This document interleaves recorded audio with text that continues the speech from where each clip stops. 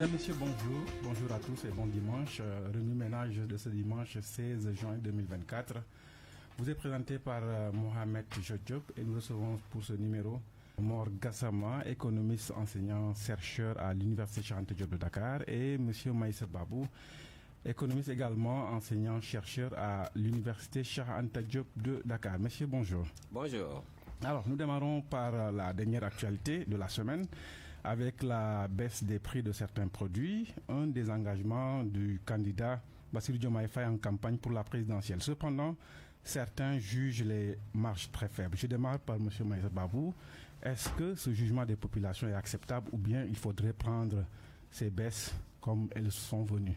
Il faut l'apprécier à sa juste valeur. Merci pour l'invitation, M. Mohamed.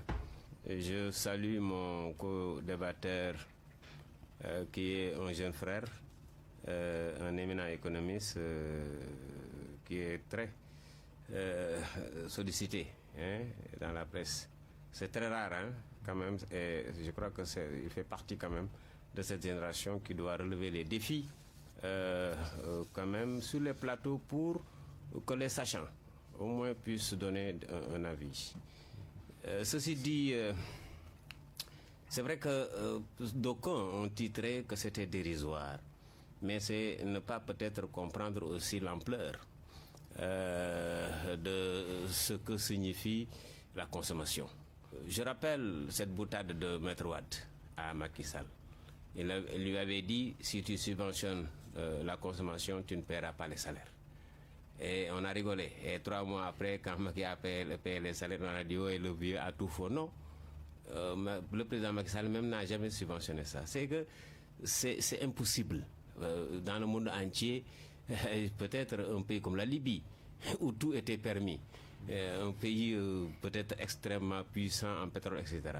Mais c'est peut-être une promesse électorale qui a poussé les dirigeants à essayer de faire presque la même chose. En venant ici, j'ai regardé ce que le président Macky Sall avait fait. C'est exactement la même chose, 25 francs, 100 francs, pour dire qu'il y a cette volonté politique, c'est vrai, mais il y a quand même ses limites, cette limite financière qui connaît la marche quand même.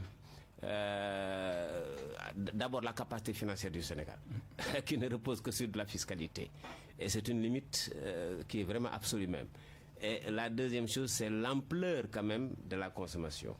Comment subventionner 1 million de tonnes importées? C'est pratiquement impossible. À côté de ça, il y a de l'huile, il y a etc. ces choses-là, et le pain.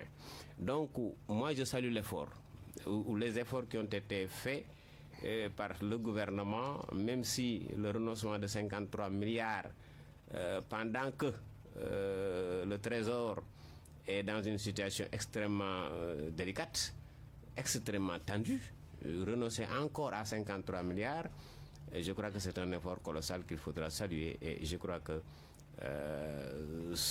mieux vaut en tout cas ça que rien du tout.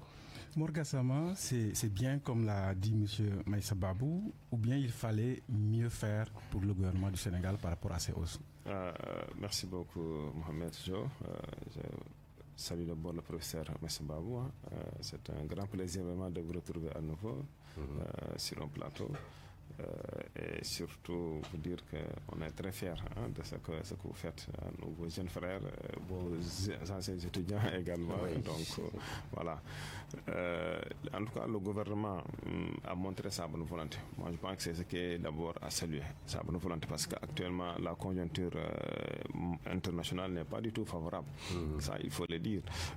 Ensuite, pour un budget qui en réalité n'existe que de nom, entre guillemets, parce que sur les 7 000 milliards déclarés, si vous prenez les 2 000 milliards qui vont directement au service de la dette, les 1 400 milliards qui vont au niveau des salaires, voilà, les 600 milliards c'est les subventions, les renoncements de taxes c'est presque 150 milliards, ça fait 4 050 milliards. Donc sur les 7 000 milliards, il reste moins de 3 000 milliards. La moitié voilà. Qui est déjà bouffée. Très bien. Donc ça veut dire que vraiment, ça marge de manœuvre est extrêmement faible.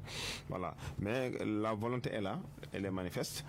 C'est pour montrer que on compte vraiment tenir, il compte tenir donc sa promesse. Après maintenant, ce n'est qu'une mesure provisoire. Je pense que la mesure durable, les mesures qui vont permettre vraiment de trouver une solution durable, c'est le fait de chercher à booster la production nationale. Voilà, il faut appuyer davantage en matière de semences, en matière donc d'engrais, en matière d'encadrement, voilà, donc et sur de matières agricoles. Moi, je pense que lorsque la production nationale connaîtra quand même une hausse considérable, ces problèmes-là pourront être réglés plus simplement. C'est là la véritable solution. La solution à long terme, c'est la production par nous-mêmes. Ouais. Mais pour le moment, quand on parle de la baisse des prix, il se pose souvent le problème de l'applicabilité de cette mesure. Comment faire pour le gouvernement pour faire appliquer cette mesure quand on sait que le Conseil national de la consommation ne s'est pas encore réuni? Oui, je pense que le problème ne devrait pas se poser cette fois-ci, contrairement à ce que faisait le gouvernement de Macky Sall, qui en réalité faisait plus du forcing ou peut-être de la communication. Voilà. Mais avec le gouvernement du président, du premier ministre Ousmane Sonko, on a constaté qu'il y a eu beaucoup de concertation. Il s'est concerté avec les différents acteurs. Et chacun s'est prononcé et a dit exactement ce qu'il pouvait consentir comme sacrifice. Donc ça veut dire que l'application ne devrait pas poser problème. C'est différent des gens qu'on vient et on voudrait les imposer quelque chose. Ici, tout le monde est tombé d'accord. Les gens se sont discutés, ils sont concertés, ils sont tombés d'accord sur quelque chose. Enfin maintenant, parce que d'ailleurs, n'oubliez pas qu'on entendait cette baisse depuis le 15 mai. Il a dit que les discussions se poursuivent. Ça veut dire qu'il n'a pas voulu vraiment confondre vitesse et précipitation. En tout cas, à mon avis, je pense que l'application ne devrait pas poser de problème. Mais Sebabou, vous en pensez quoi par rapport à l'application? Oui, je crois que c'est d'ailleurs pour éviter les problèmes qu'ils ont proposé de remettre les Sonadis. Moi, mon père était... mon père était gestionnaire de Sonadis les années 75. Oui, j'étais très jeune, mais je me souviens encore, j'étais toujours dans la boutique pour prendre mes tangal, quoi. Et donc, c'était une expérience pour stabiliser et réguler les prix. La deuxième expérience, c'est celle d'Abdoulaye Wade. Le président Wade a mis les boutiques bleues. Les prix d'où? Bon, je crois que ça s'appelait... L'opérateur Serigne Mboup, je pense. Je ne sais pas qui, mais de toute façon, je me souviens des boutiques bleues. J'en avais vu à Grand Dakar, avec un grand tableau d'or où on avait mis tous les prix.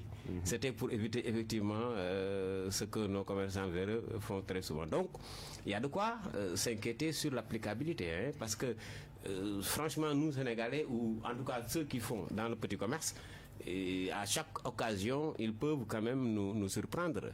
Il y a 2 ans, au Magal de Touba, quelqu'un a enfermé je ne sais pas combien de tonnes d'oignons. Et à ce moment, l'oignon était vendu à 50 000 francs le sac.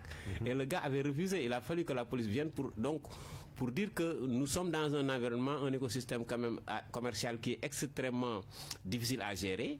Mais peut-être que, comme on a fait pour accompagner les semences, je crois qu'on va encore utiliser l'armée pour défaire tous ceux qui ne seront pas dans la logique. Mais elle ne pourra pas être partout quand même. Et en même temps aussi. Donc il faut penser à un autre système qui permette... Parce que le problème souvent... c'est entre les grossistes et les grossistes. Mais si les grossistes acceptent de baisser, ça veut dire que les détaillants ne devraient pas avoir de problème. Parce que lors des dernières baisses, je me souviens avoir interrogé certains commerçants, c'est ce qu'ils me disaient. Je veux bel et bien respecter les prix indiqués pour le sucre, mais moi, de grossiste me vend le sac à tel prix. Ouais. Moi, si je le prends, je paye le transport, je viens ici, j'achète 2 paquets de sachets, voilà, je mets ça dans des sacs de 1 kg. Je dis après, je ne gagne même pas 5 francs. Ouais. Je suis obligé soit de ne pas vendre, soit d'augmenter un peu, parce que je ne peux pas ne rien gagner. Même si je devais gagner 200 ou 300, je ne le néglige pas. Malheureusement, ça ne me rapporte absolument rien du tout. Ça veut dire qu'en ce moment-là, c'était même le problème avec les grossistes et les demi-grossistes. Mais si ces gens-là coopèrent, les détaillants n'ont pas de problème. S'ils achètent moins cher, ils vont vendre moins cher. Pour confirmer, la boutique de notre cité là-bas, le commerçant m'a montré sa facture de sucre. Et c'était impossible quand même d'appliquer à cette époque-là. Maintenant, ce que le gouvernement avait décidé. Très bien. Après cette baisse sur les prix des denrées de première nécessité, en tout cas certains produits, l'autre actualité de la semaine, c'est la production du premier baril de pétrole au Sénégal, le First Oil sur le champ de Sangomar, surtout avec l'Australien Woodside. Faudrait-il jubiler tout de suite? Je recommence avec M. Babou. Ou bien ça ne vaut pas la peine puisque c'est une production de faible qualité? Non, il faut s'en réjouir parce que quand même c'est un début. On l'attendait depuis l'année dernière.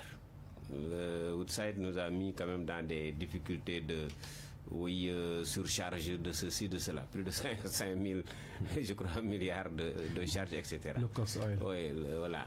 5,2 milliards de dollars. Oui, donc moi je crois que c'est très bien qu'on démarre au moins ce deuxième semestre de 2024 pour commencer à engranger quelques recettes qui nous permettront de dépasser un peu notre aspect fiscal, quoi. Parce que le Sénégal jusqu'à maintenant n'est que fiscal. Bien qu'il y a de l'or, mais là où nous sommes à près de 70 milliards, 75 milliards de redevances, c'est pas énorme. Et il paraît que les cimenteries ne payent même pas l'impôt. Et que l'essentiel de l'impôt, c'est nous, les travailleurs qui payons ça. Donc, moi je crois que toute addition supplémentaire de recettes financières dans un pays qui est en construction, dans un pays où tout est problématique, est à saluer. Maintenant, bien sûr, ça va crescendo.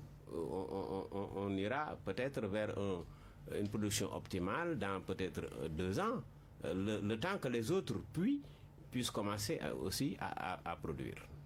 Monsieur Gassama, pour le First Oil. Oui, moi je pense que c'est une bonne chose pour notre économie, une très bonne nouvelle, parce que quand même, depuis pratiquement 2019-2020, on nous parlait de ça. Ensuite, la Covid a fait qu'on a repoussé un peu l'échéance. L'année dernière aussi, ça devait démarrer. Exceptionnellement, on a repoussé. Donc cette année, voilà, je pense que le fait que ça démarre, au moins, ça va apporter une bouffée d'oxygène au niveau des finances publiques. Enfin. Oui, enfin. Après, maintenant, il faudrait discuter un peu de l'évolution, donc de l'exploitation, mais aussi de l'utilisation des ressources. Voilà, parce que on sait que souvent dans certains pays, l'exploitation du pétrole n'a pas fait du bonheur, ce qui ne devait pas être le cas pour nous, parce que nous avons eu la chance quand même de découvrir cette ressource naturelle après deux alternances pacifiques. Ça veut dire que nous avons atteint un certain niveau de démocratie et que par ailleurs on ne devait pas avoir de problème pour bien gérer ces ressources-là. Après, il faudrait cibler. Ce sont des ressources qui appartiennent à tous les Sénégalais. Comme on se voit qu'il y a quand même un net déséquilibre entre le développement des différentes régions, il faudrait en profiter pour un rattrapage économique des régions de l'intérieur. Voilà, en matière donc d'équipement, mais aussi continuer à renforcer donc la formation donc de nos ressources humaines. Et en termes de retombées, ça donne quoi pour la première année? Est-ce qu'on va passer d'un cap à un autre? Est-ce que ces découvertes et ce First Oil peuvent permettre au Sénégal de franchir un cap? Bon, évidemment, parce que déjà, le fait d'avoir ces ressources-là va donner, même ne serait-ce qu'à l'État du Sénégal, beaucoup plus de possibilités de chercher donc des fonds. Et que par ailleurs aussi, ça pourra aussi donner, en tout cas à l'État, donc beaucoup plus d'ambition dans certains grands projets. Voilà, surtout les projets donc d'industrialisation. Parce qu'on en parle, mais jusqu'à présent, on est toujours sous-industrialisé. Alors que pour certains types de produits, ou encore pour certains types d'emplois, si vous voulez vraiment les créer ou les faire, il faudrait oser affranchir donc ce pas-là. Et je pense qu'avec le démarrage officiel de l'exploitation du pétrole, voilà, ça pourrait quand même être un facteur déclencheur. Monsieur Maïssa Babou, avec cette découverte du pétrole et le premier baril, Woodside qui annonce des coûts quand même exorbitants, 5,2 milliards de dollars pour le cost oil, est-ce que ça nous donne assez de marge déjà pour le contrôle? Est-ce qu'on a les moyens de contrôler tout ça, tout ce que les majors nous indiquent? Et si c'est déjà contrôlé, est-ce qu'on a assez de marge quand même pour récupérer assez des ressources qui sont disponibles dans le pays? C'est vrai que même un audit est déclaré, est annoncé, mais est-ce qu'on a vraiment les moyens techniques, voilà, les moyens, les ressources pour le faire? Bon, avec aussi notre 18% aussi dans le capital, et un endettement colossal de Petrosen. On commence à grincer les dents parce que sur le tableau de l'année dernière sous le président Macky Sall, on nous parlait de 750 milliards. 750 milliards, c'est peut-être pas beaucoup pour autant de ressources que nous avons en termes de pétrole et de gaz. Là, c'est pour l'ensemble des ressources. Oui, c'est l'ensemble des ressources. Autant pour Sangomar et GTA. Et voilà. GTA n'a pas démarré, mais je crois que ça va démarrer peut-être sous peu. Maintenant, oui, c'est peut-être problématique à notre niveau. Le nouveau pouvoir a dit qu'il va renégocier. Maintenant, et il paraît même que les Corses, là, ont approché le ministre déjà pour vraiment être dans de très bonnes dispositions pour rediscuter. Et vous savez, je fais souvent la comparaison avec ce que les immigrés amènent au pays, c'est presque 2000 milliards. Pour dire que c'est vrai que c'est très bien, nous avons encore besoin de au moins 1000 milliards. Mais si on ne renégocie pas, quand même, aussi qu'on ait la capacité d'avoir le bénéfice ailleurs. C'est-à-dire, moi, je propose, par exemple, qu'on ait une deuxième raffinerie. Je dis même à côté de Saint-Louis, près de la ressource. Pour au moins engranger le maximum de valeur ajoutée par rapport peut-être à une perte de dividendes qui n'est pas énorme, etc. Mais au moins que le Sénégal puisse garder un maximum de valorisation de ce pétrole-là chez nous. Ça nous donnera peut-être le bénéfice de ce que le Premier ministre appelle des chaînes de valeur qui n'existent même pas, ni dans l'arachide, ni dans la pêche, il n'y a rien en fait. C'est-à-dire, donc, moi je crois qu'au-delà de cet aspect de on gagne ceci, il y a maintenant une petite ramification sur le plan économique, sur le plan social, qu'on pourrait avoir si on met en place tout un dispositif, en tout cas, pour gagner plus dans ces ressources-là. 18%, M. Mongassama, alors que la majeure garde 82% des parts. Est-ce qu'on devrait tomber dans le piège de la dénonciation de ces contrats-là, quand on sait que de par le passé, quand même, le Sénégal n'a pas été toujours gagnant au niveau international par rapport à des majors. On se rappelle Kumba Ressources et ArcelorMittal. Oui. En tout cas, ce qu'on peut retenir, c'est que les nouvelles autorités ont décidé donc de revoir les contrats et probablement donc de les renégocier. Voilà. Donc on attend de voir ce que ça va donner. Parce que ce qui est sûr, c'est que tout au début, lorsqu'on vient pour explorer, pour démarrer donc une exploitation, souvent les investissements de départ sont extrêmement lourds. Et les gens tiennent coûte que coûte à les récupérer avant de faire quoi que ce soit. Donc c'est ce qui fait que tout au début, on a du mal à avoir beaucoup de recettes. Voilà. Maintenant, si vraiment les gens font un peu du benchmarking par rapport à ce qui s'est passé ailleurs, le niveau de pourcentage et ainsi de suite, peut-être on pourrait voir comment renégocier les choses, tout en sachant que plus quand même le niveau de production augmente, plus également le nombre, la part du Sénégal aussi va augmenter. Et par rapport au contenu local, on l'a souvent abordé sans connaître les tenants et les aboutissants. Est-ce que d'ores et déjà le contenu local va être en vigueur et que les entreprises sénégalaises pourront bénéficier des premières gouttes de pétrole dans le pays, et comment? Bon, parce que normalement, il y a une partie qui est destinée à la SAR voilà, je pense que ça doit être 20 000 barils. Pour le raffinage. Voilà, pour le raffinage. Tout à l'heure, le professeur parlait donc de la création d'une deuxième raffinerie. Ça, c'est un impératif. Parce que si actuellement, les capacités de la SAR ne dépassent pas 1 200 000 annuel. Voilà, annuel. Alors que ce qu'elle doit recevoir, ça tourne autour de 2 millions. Ça veut dire qu'elle est obligée donc de créer, donc on est obligé de créer une deuxième raffinerie. Même si entre-temps elle a augmenté ses capacités. Elle a augmenté malheureusement ses capacités, c'est très limité. Parce que là où même la SAR se trouve, je pense que elle a vraiment du mal. Donc c'est pourquoi il faudrait effectivement trouver un autre site. Voilà, ne serait-ce que d'abord pour des raisons de sécurité. Voilà. Après maintenant, si elle commence à raffiner, donc naturellement, ça devrait faire baisser donc le coût de l'électricité et donc du carburant et autres. Et les entreprises sont censées quand même le ressentir dans le cadre de leurs dépenses. Professeur, oui, le contenu local. On n'avait même pas besoin de loi, en principe. Ah oui. Parce que nous sommes dans la RSE. C'est la responsabilité sociétale de l'entreprise. Une entreprise doit... Il était bien quand même de l'encadrer. Oui, c'est bien, mais franchement, pour des gestionnaires conscients, je crois qu'on n'a même pas besoin souvent de leur imposer une loi pour comprendre que quand tu vis, l'entreprise est devenue citoyenne en fait. Donc, rien que par rapport à ça, la création d'une ASC, l'assistance d'un comité culturel dans la localité, offrir une école ou un hôpital. Mais ce sont des choses que n'importe quelle entreprise dans une localité doit faire pour se faire respecter et se faire aimer. Parce que sinon, après, c'est le retour du bâton. Les populations, un jour, vont se rebeller. Et donc, quand on a la malheureuse expérience de Tambacounda, là où il y a l'or, Sabadola, mais on se dit que ces gens-là, le ministre allait dire aux autres là, mais vous n'avez rien respecté de ce que vous avez signé.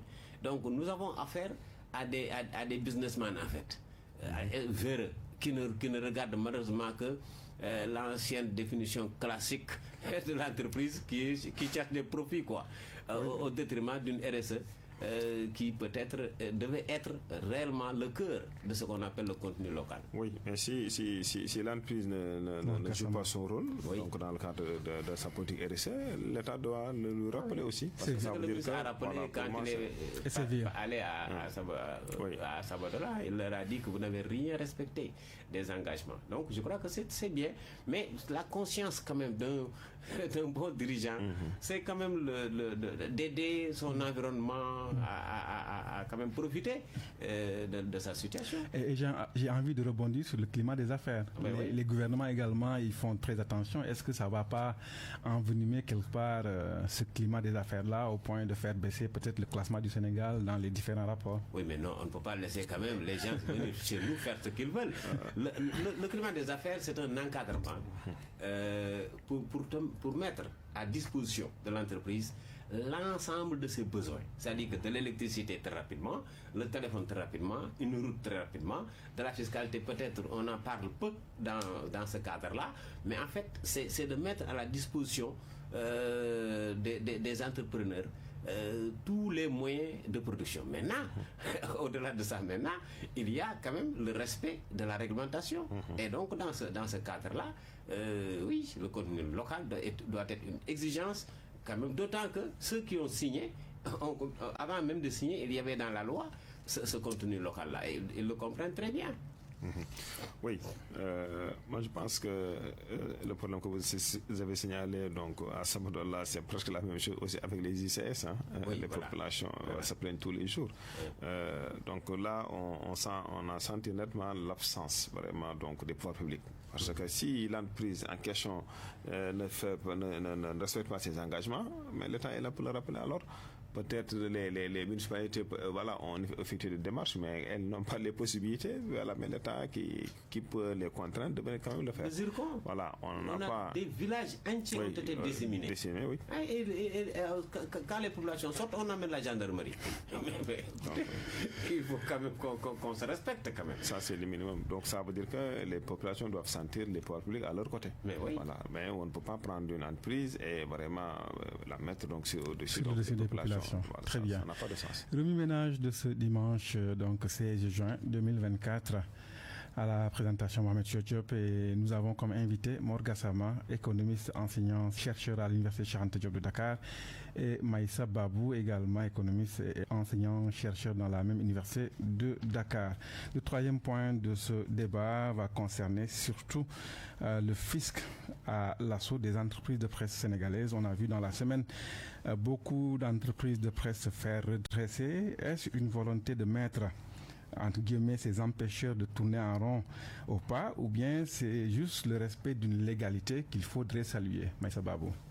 Non, moi je crois que quand même, pour avoir droit à la parole, on doit être quand même ce citoyen-là, ce républicain-là, en tout cas, s'il s'agit d'une entité, vous ne pouvez pas revendiquer des droits alors que vos devoirs, vous ne les assumez pas.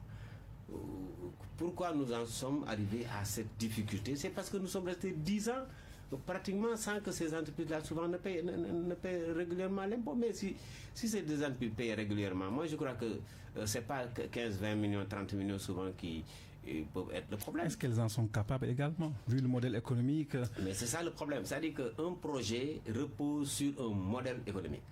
Et quand votre modèle économique n'est pas rentable, très tôt, vous devez le réorienter. Le réorienter comment? Je ne sais pas. C'est par rapport, en tout cas, au coût interne. Oui, mais quand vous voulez être cette entreprise qui vaut pas plus qu'une boulangerie, où il y a 30 personnes qui travaillent et qui payent l'impôt, et qui ne vaut pas plus peut-être que même un salon de coiffure, qui aussi a des employés. Moi je dis non, pourquoi la presse? Pourquoi exonérer la presse pendant que toutes les autres PME du Sénégal attitrées payent l'impôt? Donc moi je ne suis pas d'accord. Peut-être la mission de service public. Oui, mais écoutez, les écoles privées, même les écoles privées qui font service public payent. Moi avant d'abandonner, j'étais toujours sous le coup de je ne sais pas 5% de trucs qu'on reversait à l'État. Moi je veux dire que quand même la presse peut-être a la chance ou les moyens de parler. Mais si vous interrogez toutes les autres entreprises, elles ont des difficultés. Il faut maintenant poser la question simplement de cette fiscalité au niveau général. Nous, salariés, mais nous sommes morts, Mohamed. Quand on montre notre bulletin et qu'on te coupe pratiquement le 5e ou le quart de ton salaire, mais tu as envie de pleurer. Donc ce n'est pas la presse seulement qui est sous pression fiscale. Il faut peut-être maintenant en parler pour que de façon générale qu'on puisse donner, en tout cas, bon, d'abord équité. L'équité, et essayer aussi de voir, même pour les entreprises, parce que 30%, Maître Wade l'avait mis à 25%. C'est le président Macky Sall qui l'a amené à 30%. Donc, moi je suis d'accord qu'on pose les problèmes comme ça. Mais vouloir dire que c'est une entité qui s'appelle la presse, et que cette presse doit avoir un bénéfice que personne n'a dans ce pays-là. Et passe-droit. Oui, un passe-droit, c'est pas possible. C'est pas possible, Mohamed, c'est pas possible. Morga Sama, sur la question de la fiscalité qui concerne la presse. Je pense que, ne serait-ce que pour des raisons purement quand même civiques ou citoyennes, la presse doit apprendre à payer ses impôts.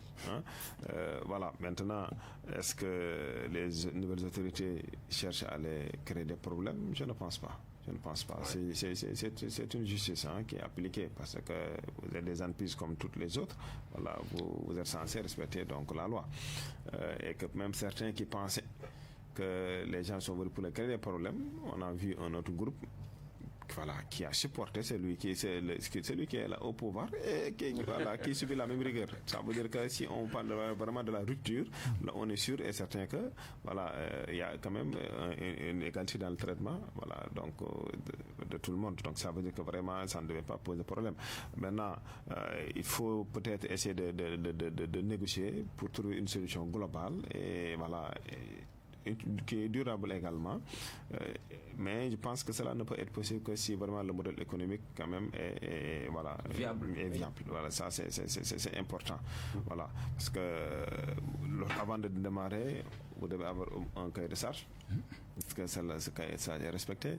Voilà, est-ce que parce que même parfois j'entends parler de l'aide à la presse. Qu'est-ce qu'on fait de cette aide-là? Est-ce qu'il faudrait réorienter cette aide? Et ainsi de suite, tout ça mérite discussion. Je pense que vous êtes en train de parler des assises de la presse.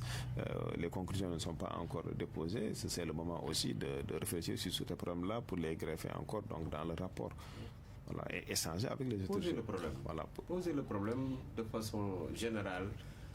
Moi, je suis pour que les PME, y compris certains acteurs de la presse, Oui, j'ai pris l'exemple tout à l'heure d'une école privée. Où, en tout cas, bon, ça fait longtemps que je n'ai pas enseigné là-bas, mais on me coupait 5% de mes enseignements là-bas et on versait ça. Je crois que ça continue. Moi je suis d'accord pour que des entités comme ça, à caractère public social, comme les écoles privées, la presse, un peu différente de la boulangerie, puissent avoir peut-être ce minimum fiscal. Forfaitairement, pour peut-être comprendre que le chiffre d'affaires dans ces maisons est extrêmement faible et aléatoire. Oui. Parce que souvent, il n'y a rien dans 2 mois, 3 mois, les gens peuvent rester sans publicité. Le recouvrement également pose problème. Donc, poser la problématique de façon globale, on essaie de trouver une solution de façon globale. Moi, je crois que c'est là où la presse doit, dans ce sens-là où la presse doit aller. Quel modèle économique pour la presse, pour rebondir sur le sujet, quand on sait qu'en dehors de cette question de la fiscalité, beaucoup d'entreprises de presse également traversent d'autres difficultés pour honorer certains engagements avec leurs travailleurs.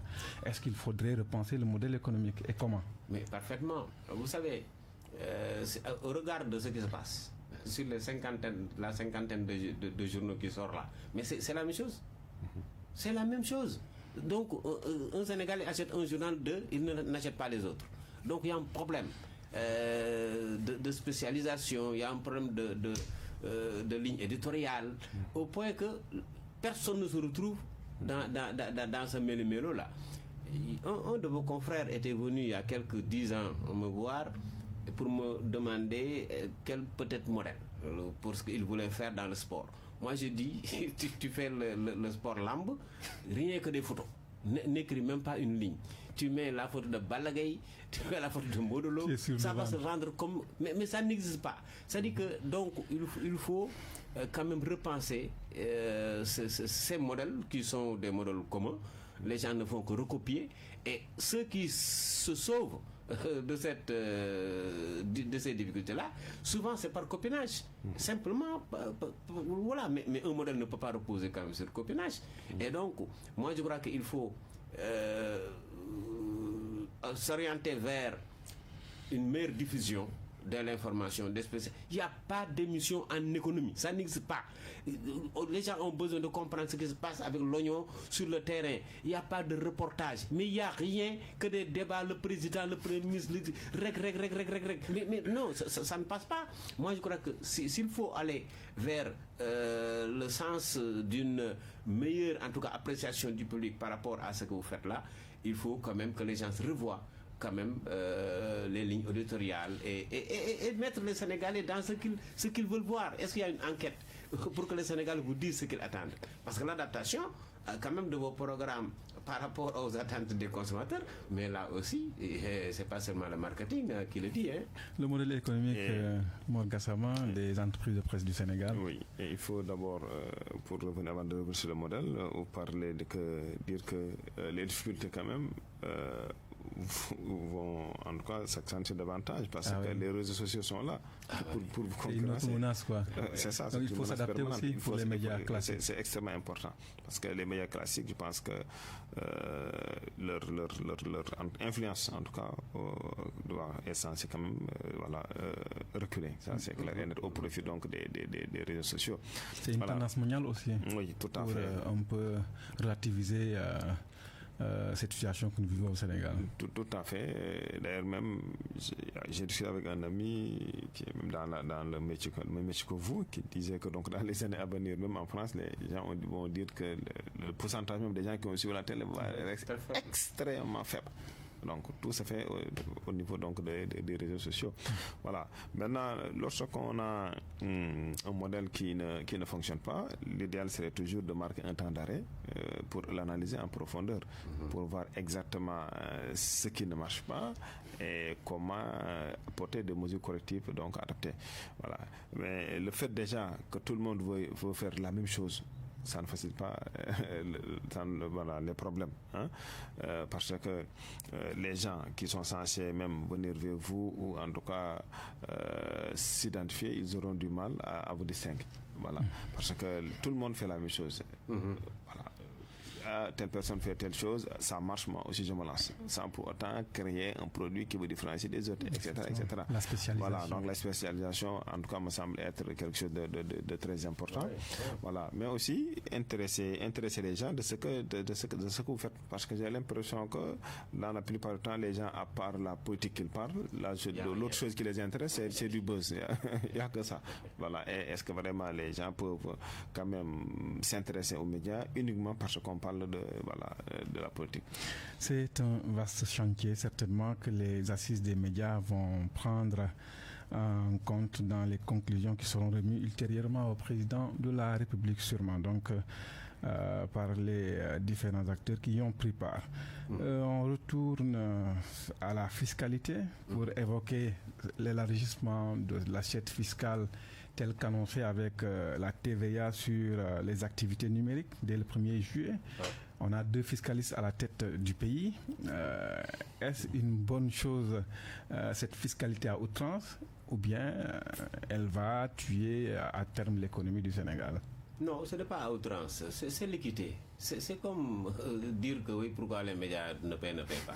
Pourquoi le numérique ne paie pas. Vous savez que le numérique le chiffre d'affaires du numérique, 4e secteur aujourd'hui, mais va dépasser le chiffre d'affaires des cimenteries. C'est extrêmement rentable aujourd'hui, c'est trop facile d'accès. Il suffit seulement d'avoir son téléphone, tout est digitalisé, au point que effectivement, ça devient quand même un métier où des entreprises sont identifiées comme étant des fournisseurs, mais qui pompent. Quand on vous dit qu'une certaine entreprise ici fait 5 milliards par jour, quand même, une entreprise de téléphone fait pratiquement 5 milliards par jour. Mais écoutez, donc, moi je crois que fiscalistes, ils ont le flair d'aller chercher l'argent. Mais trop de fiscalité également. Oui, non, d'accord, trop de fiscalité. Je n'ai pas dit trop de fiscalité, mais au moins ils ont, vous savez, quand on... les niches qui n'ont pas été... Voilà, c'est ça, l'assiette fiscale, quand elle s'élargit, je suis certain que moi, on va baisser ma fiscalité sur le salaire. Et peut-être que même vous, ce que vous réclamez, ce sera possible, mais si seulement l'assiette est étendue dans des secteurs où de très très très très grande consommation.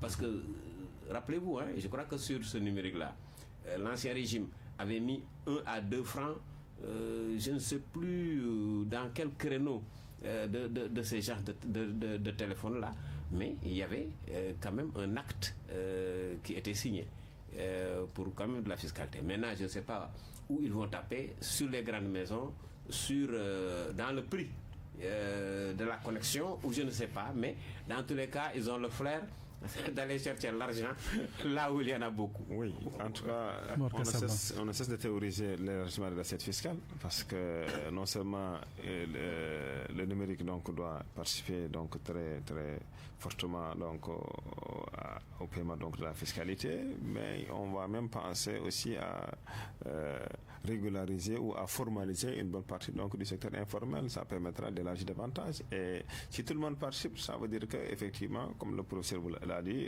on pourra même aller jusqu'à payer moins, et ça n'empêchera pas donc à l'État d'encaisser plus d'argent. Ouais. C'est ça. Bon, maintenant, par rapport à ce que vous avez dit, donc c'est pas parce que lorsqu'on vous parlez de taux de fiscalité, là-bas, on pense plus à ceux qui augmentent.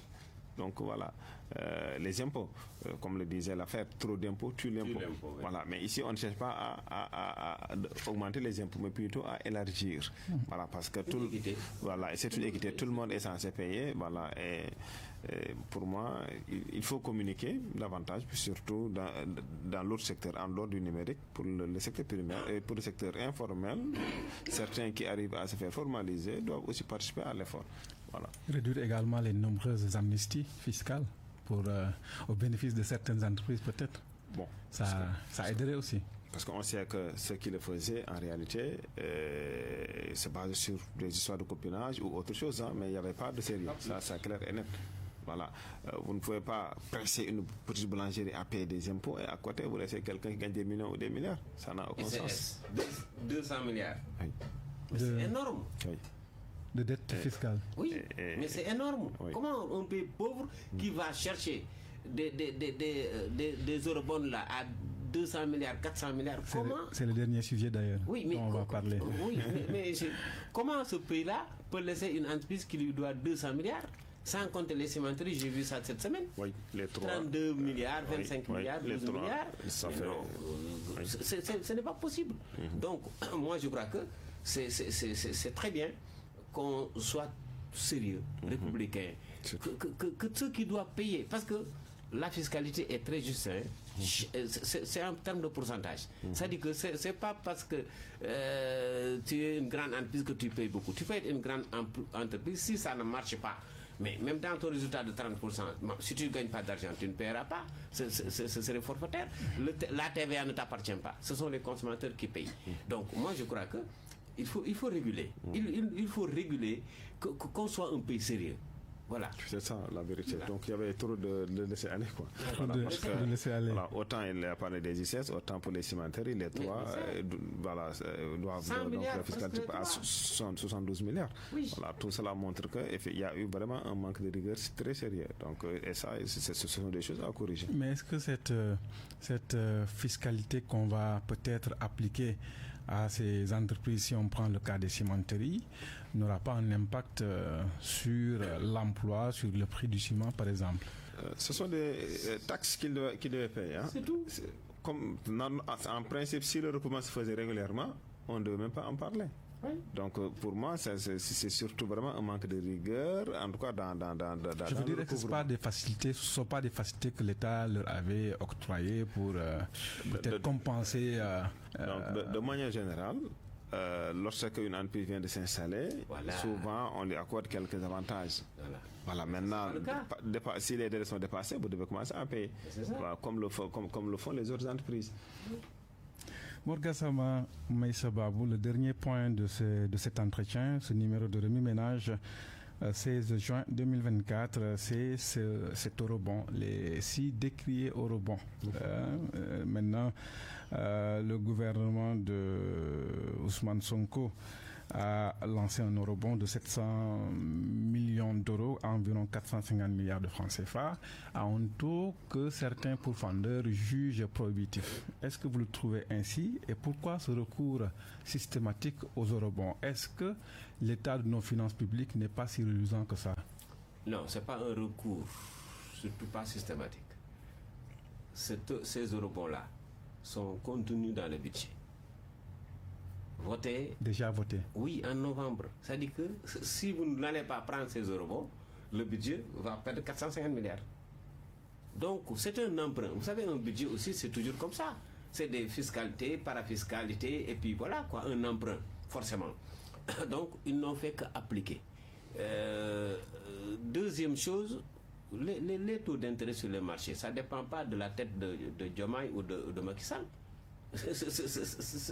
Ça dépend de la durée. Si vous empruntez à très court terme, mais c'est 8% environ, 7-9%. Maintenant, si vous faites 15 ans, 20 ans, mais vous êtes dans les 5,50. Mais imaginez, 5,50. C'est la seule explication à ce taux de 7,5% sur cet eurobond de 450 milliards. C'est la seule explication. C'est la seule explication. Sur le marché financier de la Côte d'Ivoire, là, vous pouvez être à 6%, mais en général, c'est 3 ans. Mais c'est-à-dire que moins que ça, presque ça n'existe pas. Au-delà maintenant de 3 ans, 5 ans, tous les emprunts sont entre 7 et 8% environ. Parce que tout dépend des délais. Si vous m'empruntez pour 3 jours, mais je vais mettre 10%. Vous me dites peut-être sur un mois, j'ai dit 8%, parce que 8% un mois dépasse. Est-ce que vous voyez ce que je veux dire? Ouais. Donc cette technique-là appartient au marché. C'est pas à l'emprunteur d'en décider. Donc maintenant, moi je dis, je n'ai pas encore vu le gouvernement de Diomaye le faire, et je ne voudrais pas qu'il le fasse. Il faut que le Sénégal arrête d'aller emprunter là-bas. Même si on doit faire un budget de 4 000 milliards, on fera un budget de 4 000 milliards. C'est-à-dire qu'il nous faut arrêter cette spirale de l'endettement-là qui nous coûte aujourd'hui, le ministre l'a dit hier, 2 000 milliards par an. Mais c'est énorme. Le service de la dette nous tue et nous empêche de subventionner l'énergie, nous empêche de subventionner beaucoup de choses, le pain, etc. Donc, l'emprunt au Sénégal est à 80% aujourd'hui. C'est exécrable. Il nous faut marquer un temps d'arrêt. Peut-être que cette situation-là, moi, je la comprends, mais je refuse quand même qu'on me parle de nouveau de rebond.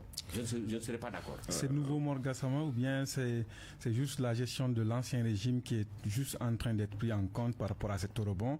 Et est-ce que vous jugez que ce sont des emprunts toxiques, comme le disent les pourfendeurs de ces rebonds?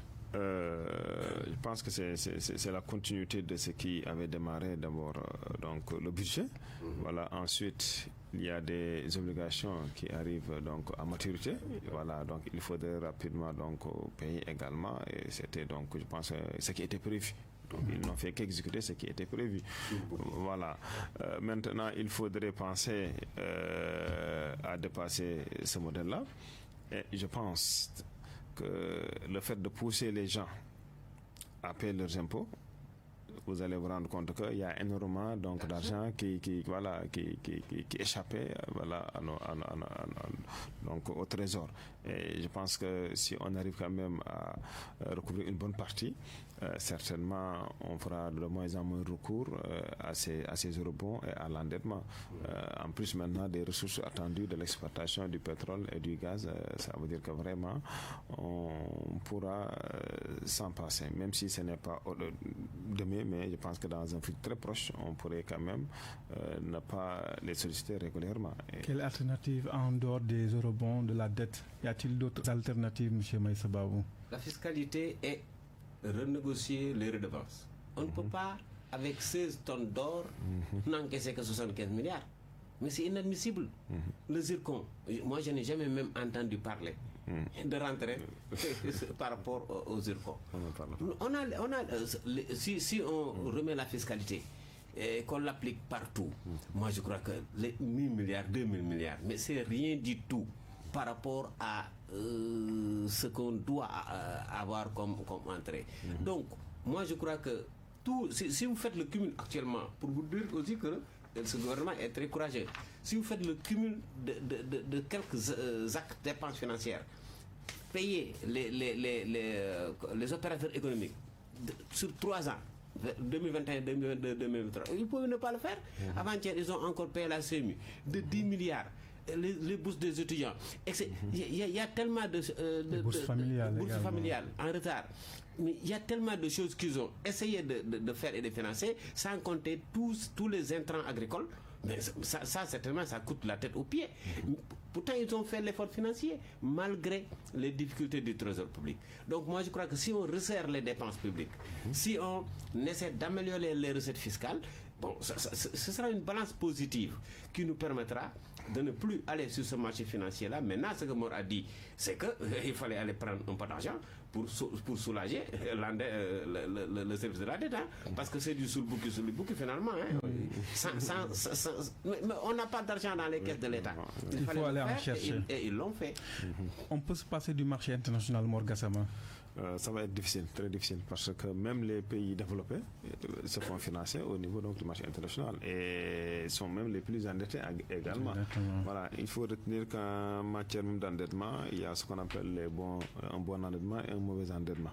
Voilà, un endettement qui permet de financer des dépenses d'investissement est toujours intéressant parce que ces investissements vont booster donc la production, ces investissements vont améliorer la productivité, voilà, et là ça pourrait être un facteur déclencheur pour la croissance économique. Ouais, mais comme par contre c'est des endettements orientés vers des secteurs non prioritaires, des dépenses de prestige, comme on a reproché souvent au président Macky Sall. Voilà, ça c'est forcément ça va peser lourd donc sur le budget.